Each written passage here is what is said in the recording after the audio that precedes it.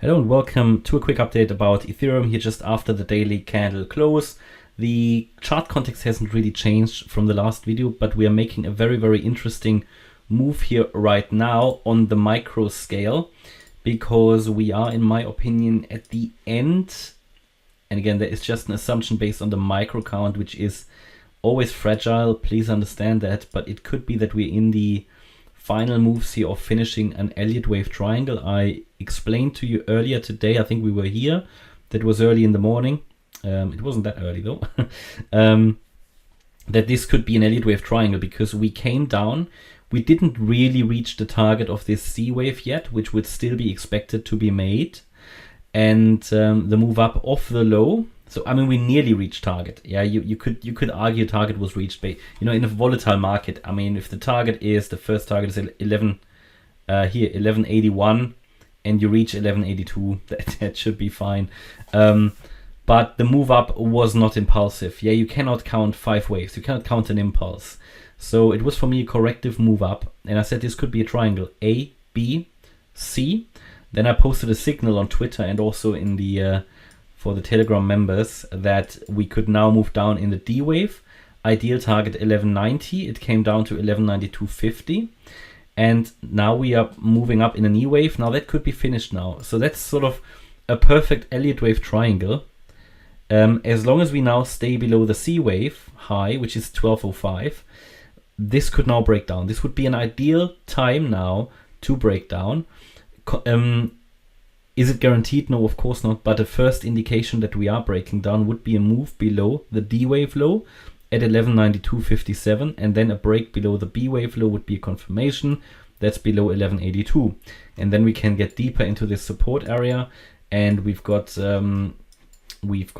here those fib levels. There you go. So we've got the fib levels at 1180 is the first one. The 61.8% fib retracement. Then we've got here this target. We calculated that yesterday in the video. That was based on Fibonacci extensions. Here that's 1174. And then we've got 1167 and 1165. These are all possible targets, levels that we need to keep watching in this move down. At each of them a bounce is possible. And if we break below 1165, I'm going to lean towards a direct sell-off to the downside.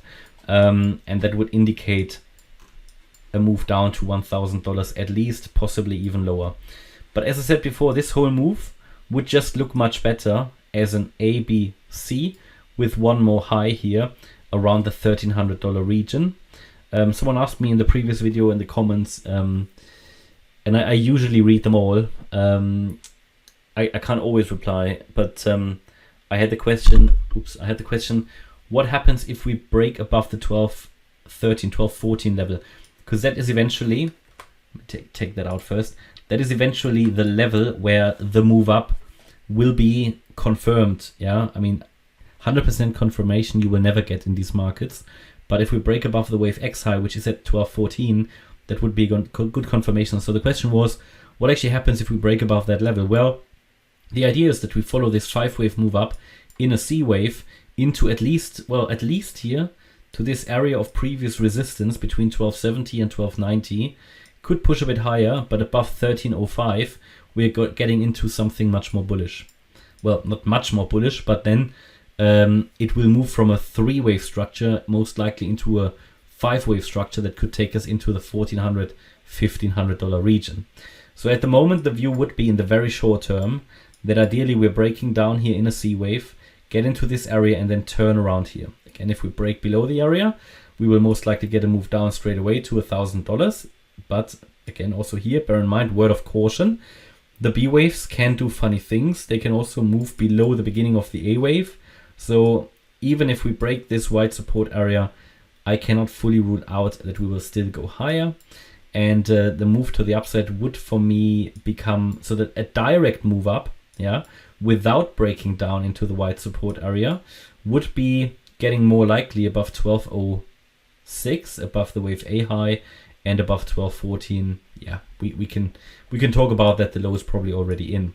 So it's quite a choppy market. I know it's frustrating for a lot of people, and But that is what the market is doing, right? And that is why for many people it might be the best strategy at the moment to just sit on their hands, just watch, wait for good setups, because at the moment I don't think we have really good trade setups here, at least no high reliability setups, and that is sort of the situation we're in. You know, choppy markets mean position size down, stop loss maybe tighter, maybe staying out of the trading at all for a few days or so until we get clearer setups, clear impulsive price structures, or trading a different time frame might be another option where we have clearer structures. But this is at the moment a difficult structure.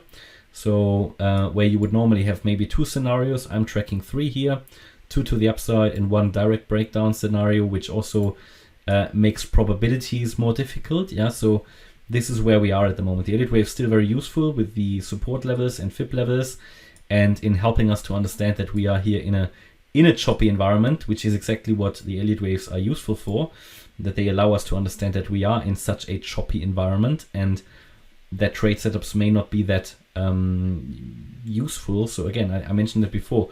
Why do you know this sort of need to trade? A lot of people have that, and then get frustrated when we are in a choppy environment.